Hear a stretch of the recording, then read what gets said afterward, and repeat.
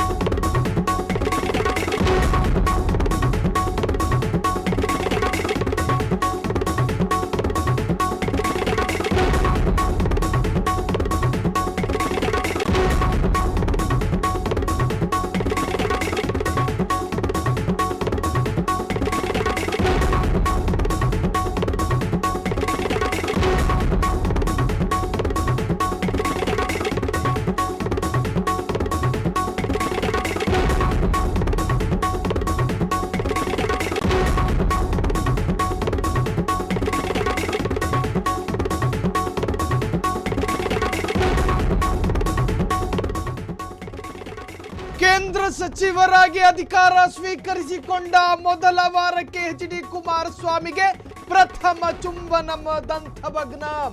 America ಮೂಲದ micron ಕಂಪನಿಗೆ subsidy ಪ್ರಶ್ನಿಸಲು ಹೋಗಿ ಪರೋಕ್ಷವಾಗಿ ಇಕ್ಕಟ್ಟಿಗೆ ಸಿಕ್ಕಿ ಹಾಕಿಕೊಂಡ್ರ ಹಾಗಾದ್ರೆ ಮಾಜಿ ಮುಖ್ಯಮಂತ್ರಿ. ಮೈಕ್ರಾನ್ ಕಂಪನಿಗೆ 70% ಸಬ್ಸಿಡಿ ನೀಡಲಾಗಿದೆ. ಈ ಕಂಪನಿ 5,000 ಉದ್ಯೋಗವನ್ನ ಸೃಷ್ಟಿ ಮಾಡಿಕೊಟ್ಟಿದೆ. ಹೀಗಿರುವಾಗ ಇದಕ್ಕೆ 3.2 ಕೋಟಿ ಅನುದಾನ ಬೇಕಾ? 5,000 ಉದ್ಯೋಗ ನೀಡುವ ಕಂಪನಿಗೆ ಇಷ್ಟೊಂದು ಸಹಾಯ ಧನ ಯಾಕೆ ಎಂದು ಅಧಿಕಾರಿಗಳನ್ನ ಪ್ರಶ್ನೆ ಮಾಡ್ತಿದ್ದಾರೆ ಎಚ್.ಡಿ. ಕುಮಾರಸ್ವಾಮಿ. ಇದೀಗ ಇಷ್ಟು ಮಟ್ಟದ ಸಬ್ಸಿಡಿ ನೀಡಿರುವುದು ಮೋದಿ ಸರ್ಕಾರ ಅಂತ ಗೊತ್ತಾದಾಗ ಕುಮಾರಸ್ವಾಮಿ ಯೂ ಟರ್ನ್ ಹೊಡೆದಿದ್ದಾರೆ. ಮೈಕ್ರಾನ್ ಕಂಪನಿಗೆ ಟಕ್ಕರ್ ಕೊಡಲು ಹೋಗಿ ಇಕ್ಕಟ್ಟಿಗೆ ಸಿಲುಕಿದ ಕುಮಾರಸ್ವಾಮಿ ಎಚ್.ಡಿ.ಗೆ ಪ್ರಥಮ ಚುಂಬನಂ ದಂತಭಗ್ನಂ ಅನ್ನೋ ರೀತಿಯಲ್ಲಿ ಎದುರಾಗ್ತಾ ಇದೆ ಈ ಒಂದು ಸಮಸ್ಯೆ. ತಮ್ಮ ಚಾಣಾಕ್ಷ ನಡೆಗಳಿಂದಲೇ ರಾಜ್ಯ ಹಾಗೂ ರಾಷ್ಟ್ರ ಮಟ್ಟದಲ್ಲಿ ಹೆಸರಾದ ಕುಮಾರಸ್ವಾಮಿಗೆ ಮೈತ್ರಿ ಸರ್ಕಾರದಲ್ಲಿ ಭಾರೀ ಕೈಗಾರಿಕೆ ಮತ್ತು ಉಕ್ಕು ಸಚಿವರಾಗಿ ಅಧಿಕಾರವನ್ನು ಸ್ವೀಕರಿಸಿದ ಕುಮಾರಸ್ವಾಮಿ ಭಾರೀ ಉದ್ಯಮಿಗಳ ಪರ ಮೋದಿ ಸರ್ಕಾರದ ನೀತಿಗಳಿವೆ. ಮೋದಿ ಸರ್ಕಾರದ ಕೆಲ ನೀತಿಗಳಿದಾವಲ್ಲ, ಇದೆಲ್ಲವೂ ಕೂಡ ಭಾರೀ ಉದ್ಯಮಿಗಳ ಪರನೇ ಇರುವಂತಹದ್ದು. ಭಾರಿಯೇ ಇರಲಿ ಸಣ್ಣವನೇ ಇರಲಿ, ಕುಮಾರಸ್ವಾಮಿ ಕಾನೂನಿನ ರುಚಿ ತೋರಿಸುವ ಗುಣ ಉಳ್ಳವರು.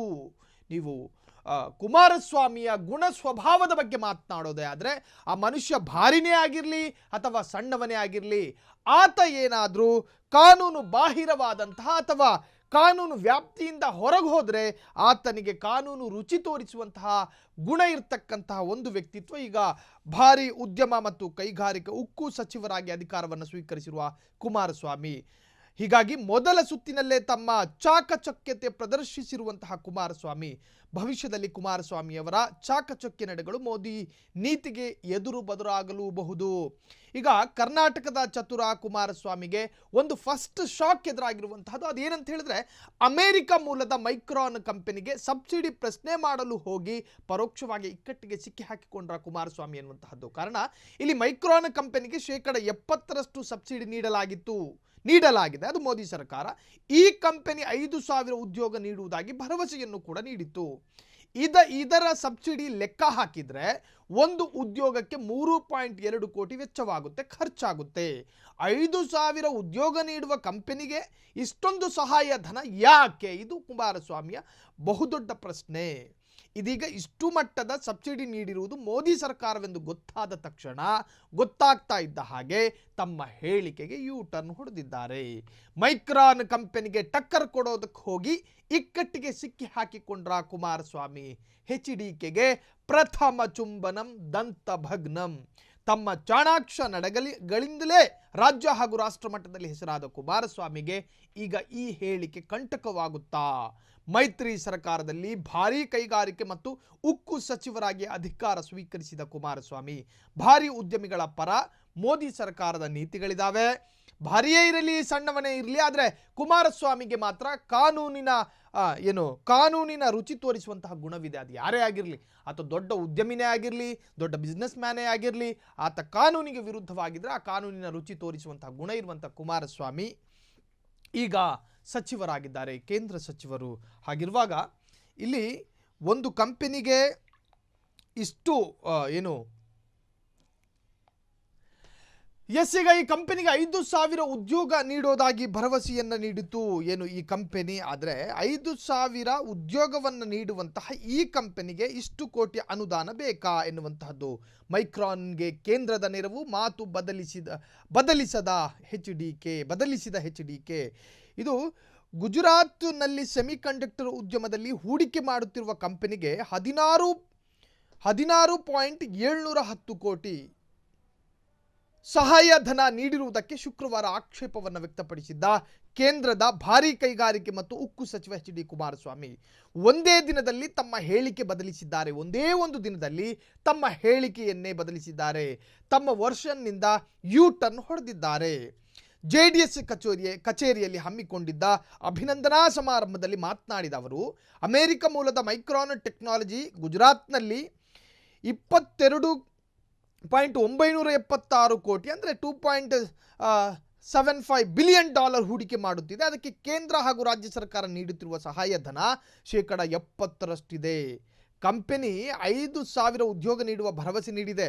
ದೊರೆಯಲ್ಲಿರುವ ಉದ್ಯೋಗ ನೀಡುವ ಸಹಾಯಧನ ಲೆಕ್ಕ ಹಾಕಿದರೆ, ಅಂದರೆ ಏನು ಕಂಪನಿಯನ್ನು ಭರವಸೆ ಕೊಟ್ಟಿದೆಯಲ್ಲ, ಭರವಸೆ ಕೊಟ್ಟ ಕಂಪನಿ ಏನಾದರೂ ಉದ್ಯೋಗವನ್ನು ಕೊಟ್ಟಿದ್ದೇ ಆದಲ್ಲಿ ಸಹಾಯಧನ ಲೆಕ್ಕ ಹಾಕಿದರೆ ಪ್ರತಿ ಉದ್ಯೋಗಕ್ಕೆ 3.2 ಕೋಟಿ ವೆಚ್ಚವಾಗುತ್ತೆ.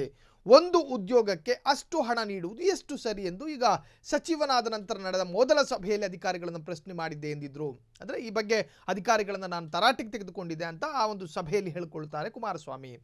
ಈ ಸಭೆಯಲ್ಲಿ ನಾನು ಇದನ್ನು ಹೇಳಬಾರದು ಎಂದುಕೊಂಡಿದ್ದೆ, ಆದರೂ ಪ್ರಸ್ತಾಪಿಸ್ತಾ ಇದ್ದೀನಿ. ಬೆಂಗಳೂರಿನ ಪೀಣ್ಯದಲ್ಲಿರುವಂತಹ ಹಲವು ಸಣ್ಣ ಮತ್ತು ಮಧ್ಯಮ ಕೈಗಾರಿಕೆಗಳು ಸಾವಿರಾರು ಉದ್ಯೋಗಗಳನ್ನು ಸೃಷ್ಟಿಸಿವೆ.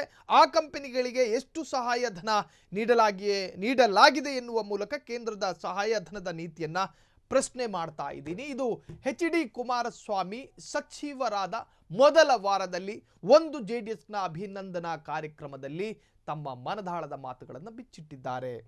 ಒಂದು, ಇಲ್ಲಿ ಮೋದಿ ಸರ್ಕಾರದ ನೀತಿಗಳಿದಾವಲ್ಲ, ಆ ಮೋದಿ ಸರ್ಕಾರದ ನೀತಿಗಳು ಭಾರಿ ಉದ್ಯಮಿಗಳ ಪರವೇ ಇರುತ್ತೆ. ಇಲ್ಲಿ ಕುಮಾರಸ್ವಾಮಿಯ ಈ ನಡೆಗಳು ಕೆಲವೊಮ್ಮೆ ಬಹುಶಃ ಮೋದಿ ಸರ್ಕಾರದ ನೀತಿಗಳಿಗೆ ಎದುರು ಬದುರಾಗಲೂಬಹುದು. ಒಂದು, ಕುಮಾರಸ್ವಾಮಿಯ ಒಂದು ಗುಣ ಸ್ವಭಾವ ಏನಂತ ಹೇಳಿದ್ರೆ, ಅವರು ಯಾರೇ ಆಗಿರಲಿ, ಆತ ಎಷ್ಟೇ ಪ್ರಭಾವಿಯಾಗಿರಲಿ, ಸಣ್ಣವನೇ ಆಗಿರಲಿ ದೊಡ್ಡವನೇ ಆಗಿರಲಿ, ಆತನಿಗೆ ಕಾನೂನು ರುಚಿ ತೋರಿಸುವಂತಹ ಗುಣ ಇದೆ. ಒಂದು ವೇಳೆ ಇಲ್ಲಿ ಕುಮಾರಸ್ವಾಮಿ ಈ ತರಹದ್ದೇ ಹೇಳಿಕೆಯನ್ನು ಪ್ರಾಯೋಗಿಕವಾಗಿ ತಂದಿದ್ದೇ ಆದಲ್ಲಿ ಬಹುಶಃ ಮೋದಿ ನೀತಿಗಳಿಗೂ ಕೂಡ ಇದು ಎದುರು ಬದಲಾಗಬಹುದು.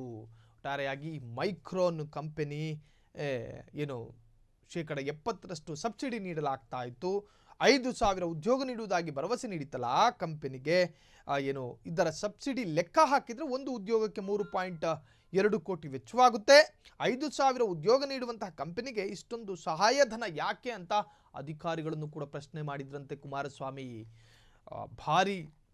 ಭಾರಿಯೇ ಇರಲಿ ಸಣ್ಣವನೇ ಇರಲಿ, ಕುಮಾರಸ್ವಾಮಿ ಕಾನೂನು ರುಚಿ ತೋರಿಸುವಂತಹ ಗುಣ ಇರತಕ್ಕಂತಹ ಒಬ್ಬ ಸಚಿವ. ಹೀಗಾಗಿ ಮೊದಲ ಸುತ್ತಿನಲ್ಲಿ ತಮ್ಮ ಚಾಕಚಕ್ಯತೆ ಪ್ರದರ್ಶಿಸುವ ಕುಮಾರಸ್ವಾಮಿ ಈಗಾಗಲೇ ಪ್ರದರ್ಶಿಸಿದ್ದಾರೆ. ಭವಿಷ್ಯದಲ್ಲಿ ಕುಮಾರಸ್ವಾಮಿ ಅವರ ಚಾಕಚಕ್ಯ ನಡೆಗಳು ಮೋದಿ ನೀತಿಗೆ ಎದುರಾಗಬಹುದು.